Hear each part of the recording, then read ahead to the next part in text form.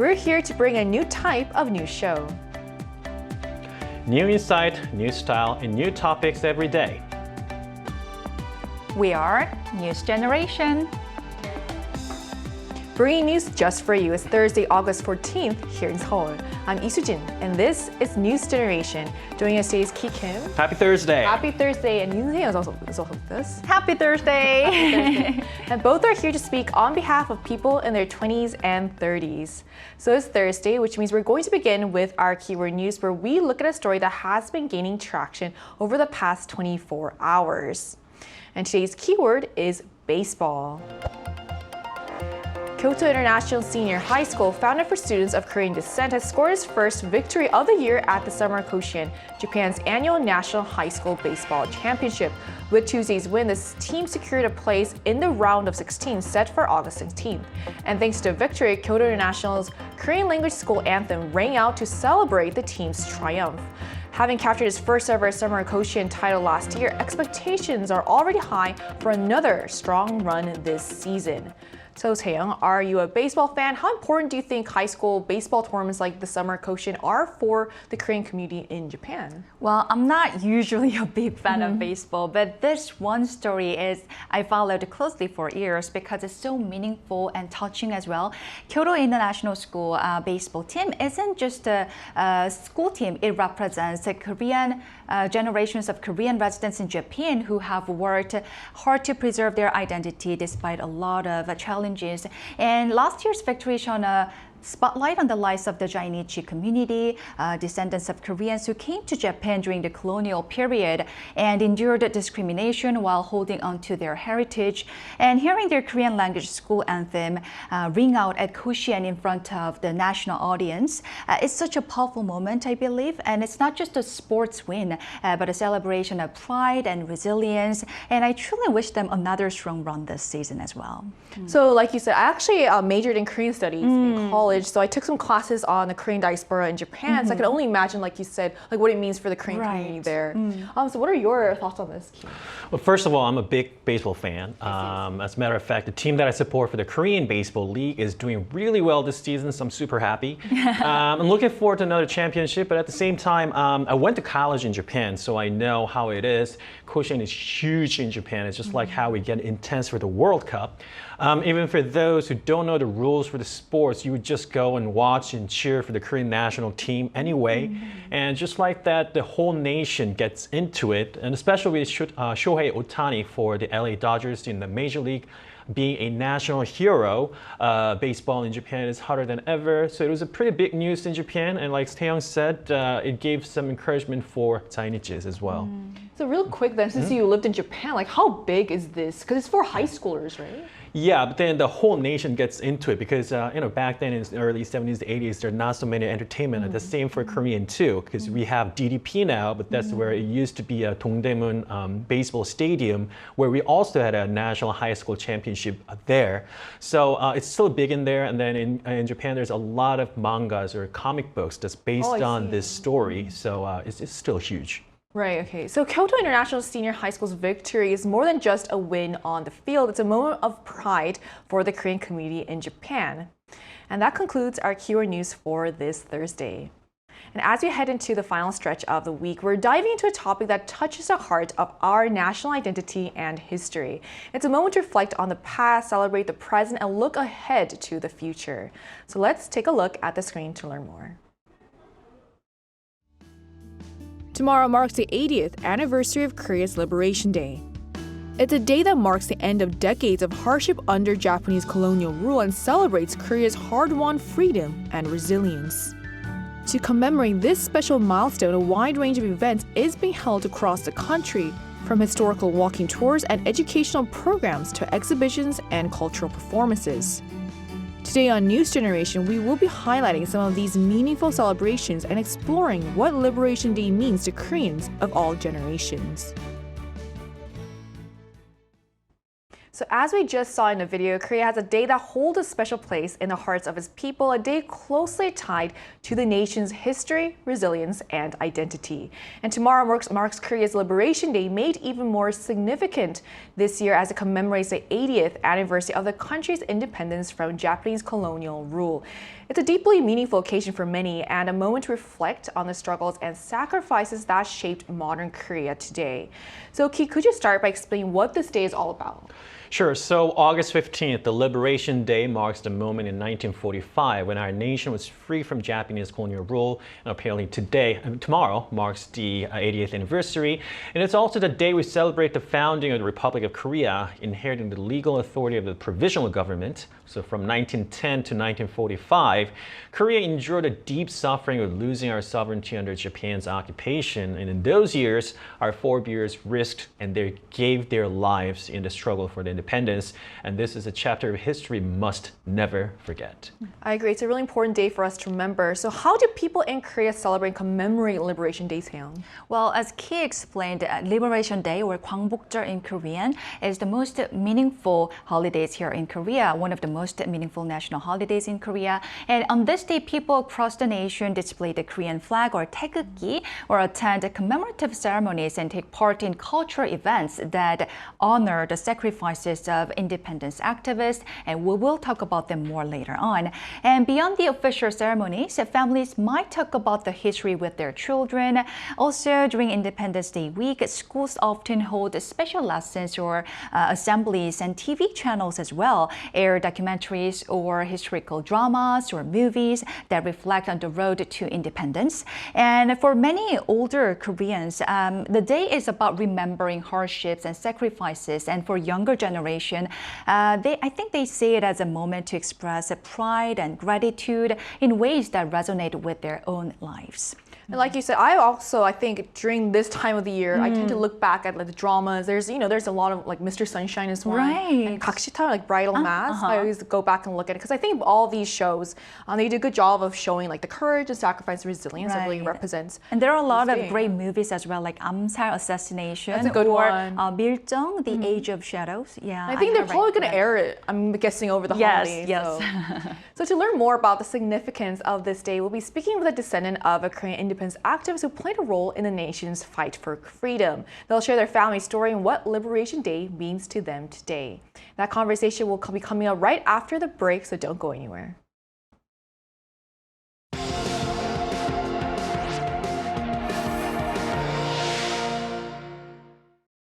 NewsGen wants to hear from you. Go to YouTube and search our channel Arirang News. Click Community and leave a comment down below. Make a new type of news with us. Joining us today is Jacqueline Lee, a granddaughter of an independence activist. So hi, Jacqueline. Thank you so much for connecting with us today. Hello. So hi. So could you tell us about your grandfather and the role he played as independence activist, and what kinds of activities was he involved in? Yeah, well, firstly, thank you for having me here and thanks for asking. So my great-great-grandfather, Chung Gi-yeon, was a proud Korean independence activist during the Japanese occupation. And at just 17 years old, he helped organize the Hanpyeong Independence Manse movement. And he worked with other local leaders to gather hundreds of students, youth, and townspeople in the market square, waving the taegukgi and shouting manse. And despite knowing those risks, he stood at the very front of the protest. The Japanese police and military violently cracked down and injured many and arrested over 20, including him. And he was sentenced to a year in prison. And after his release, he continued supporting the Independence Army financially until his passing in 1952. And then his courage also didn't come from nowhere. My fourth great-grandfather, Chung Yun-myeon, also fought for Korea's freedom decades earlier. After the Ulsa Treaty of 1905, he joined the army fighting in battles in Yeongsampo and Odungsan. And even after his leaders were killed, he gathered the remaining soldiers to continue the fight until he himself was captured and killed in 1908. That's a great story. It feels amazing. And what makes you proud of your grandfathers, both Mr. Chun, and what qualities of them would you like to emulate? Yeah, I think what makes me proud is that both of them fought for something that was greater than themselves for the freedom, dignity, and a better future for Korea. They weren't wealthy politicians or famous. They were just ordinary people who made big sacrifices. From my great-grandfather, I admire his youth and fearlessness. The fact that he was just a teenager, he could stand in front of the hundreds and face armed soldiers, I think is incredible. And from my fourth great-grandfather, I feel like I admire his persistence. Even after losing leaders and battles, he kept going, knowing that the fight might cost his life. Wow, that's very touching story. Jacqueline, then how would you like to see the younger generation remember and celebrate Liberation Day? Yeah, I hope the younger generation sees Liberation Day not just as a holiday, but even as a reminder that our freedom came at a cost. I think it's easy to take it for granted when we live in a free country today.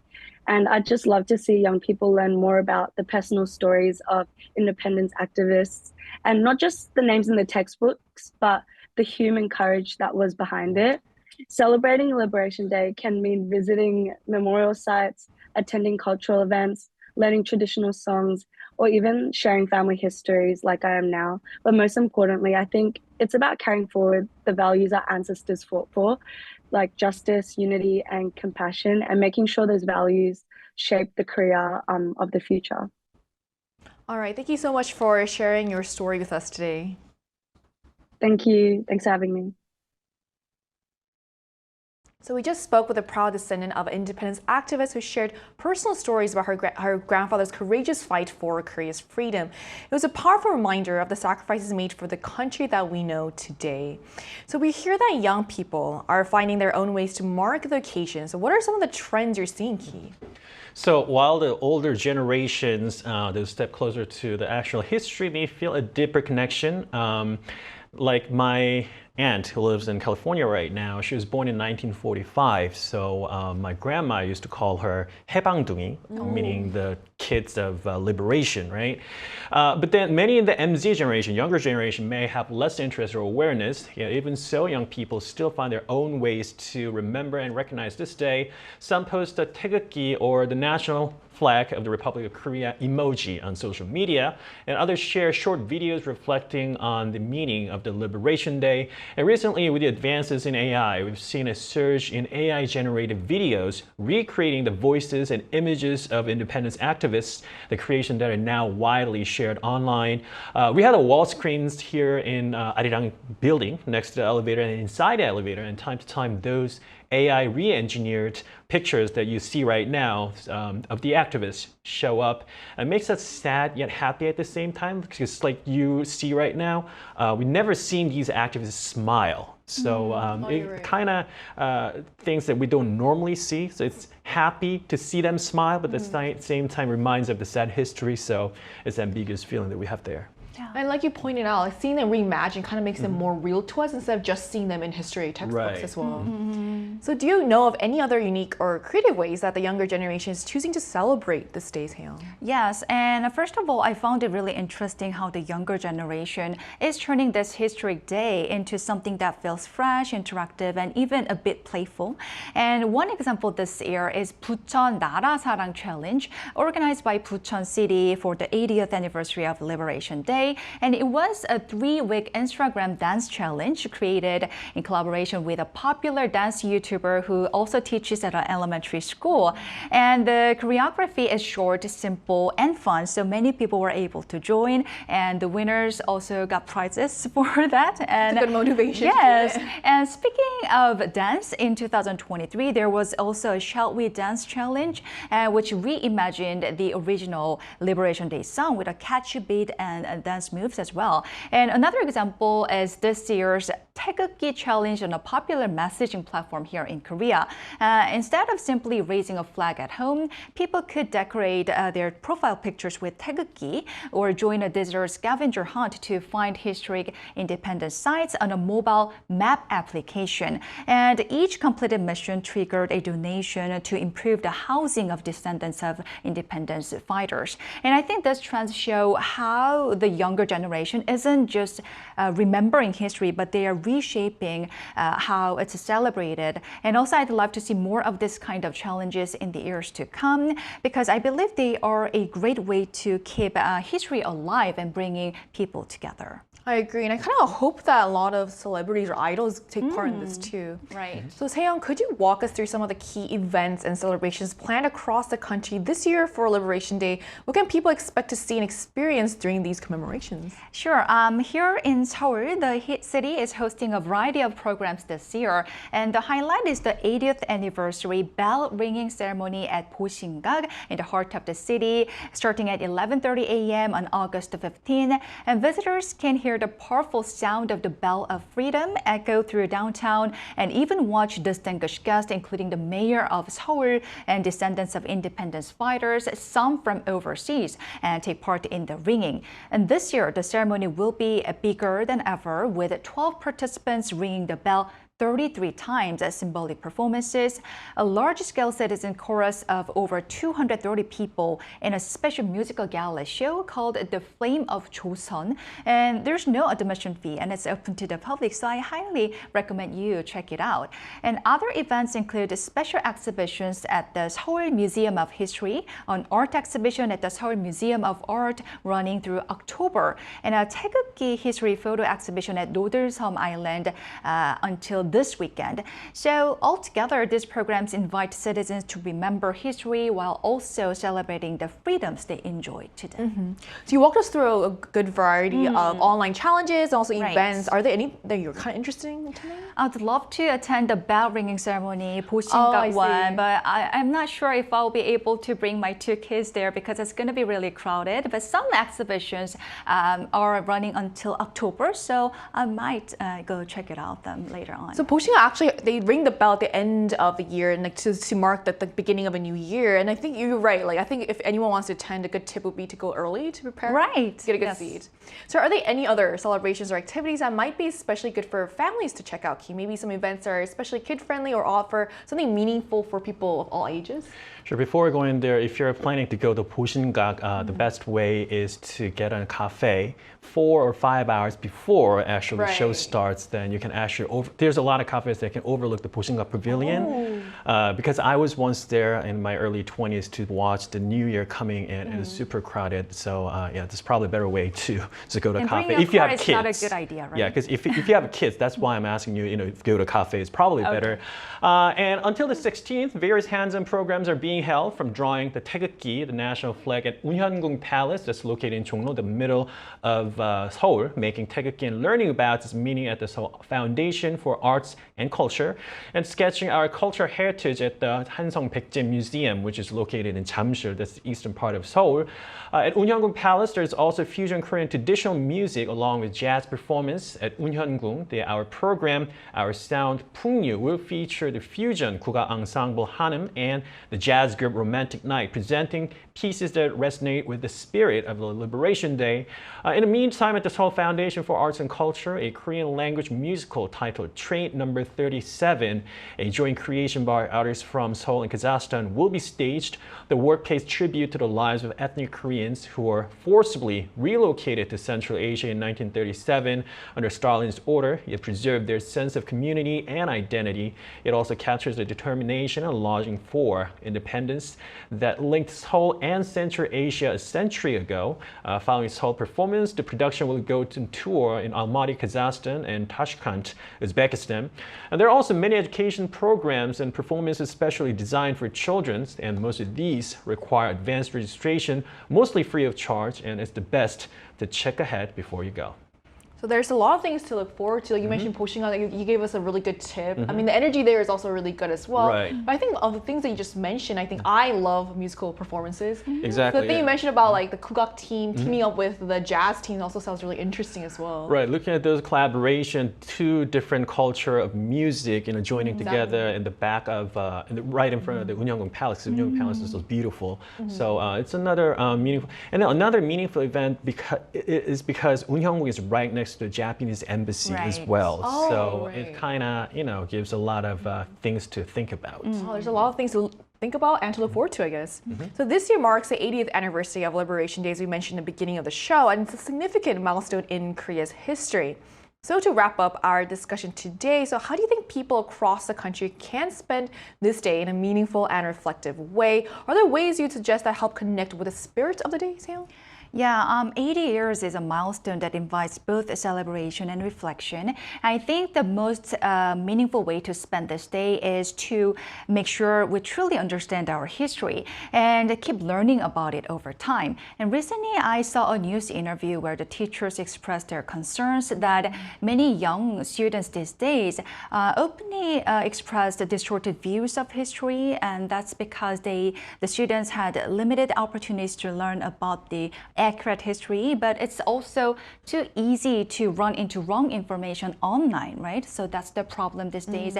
And they're just saying a nation that forgets the past has no future, and remembering those who fought to protect our country is something we can never overemphasize, and that means adults as well as children need to keep studying and talking about history so that we can pass on a living story to the next generation. And of course, we can also join some of the local events or display the Korean flag, a taegukgi, or take part in campaigns or challenges that we talked about today as a part of our daily lives. Yeah. So right, so as I mentioned before, so I majored in Korean studies in college, and that kind of made me appreciate how rich and diverse Korea's history is. And like Taehyung said, it's really important to know the facts. And I sometimes think about studying for the Korean history proficiency test. I don't know if you've heard of it. So it's an official exam that covers Korean history in depth. So it's a great way to challenge yourself. But of course, if studying isn't your thing, that's obviously totally fine too. There are plenty of excellent Korean TV shows that really bring history to life. You mentioned a couple of movies like Amsa and like Mr. Sunshine or Bridal Mask, and these can also be just as engaging and eye-opening. And so what about you, Ki? Do you have any personal suggestions or plans for how to mark a vacation? Well, I had a chance to go to the concert commemorating the Patriots, and it was a great experience. And as a matter of fact, the badge that I have right now that I'm having here at taegukgi, it's from the that concert, and this is made from the steel that's used for the retired K9 howitzer. And while the history behind is pretty sad, there are many different ways to commemorate. It's the day we regain sovereignty. So in a way, there's also a side to celebrate, like Taehyung said, and also my late father, who I'm proud of, said, history is an eye for the world. You threw the world through the history, so we should never forget what happened in the past and actually to move on to live our lives.